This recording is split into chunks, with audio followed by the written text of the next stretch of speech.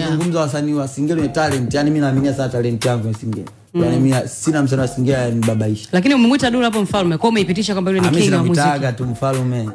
No, kileta onea maana yake ni kwamba umeiverify kwamba ni king wa muziki wa Singeli. Kuna mfalme na mfalme. Dula mimi namuita mfalme. Mfalme. Anza tofauti mfalme na mfalme. Kwa hiyo afu kuna king na kingi. Elewa. Kwa hiyo ni king au king. Unaweza kumuita hivyo let's say. Lakini sasa pia mimi naweza ngasema ufalme sio nini, lakini lengo ni kupush muziki. Mimi nimetoka kwenye sasa hivi nimejipa SMS kama umeliona, nimejiita Singeli mega superstar.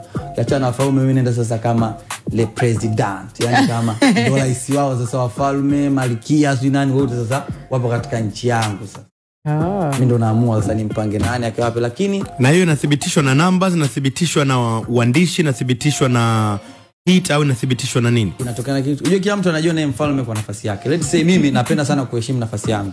Mimi leo yuko naambia msanii wa Singeli mkenya ukiperform siwezi kujiweka eti kwamba ni namba 1, mtakuikia barobaro, ni msanii ambaye na uhakika ni msanii kwenye show anaua. Yani kwenye performance barobaro ni mkali.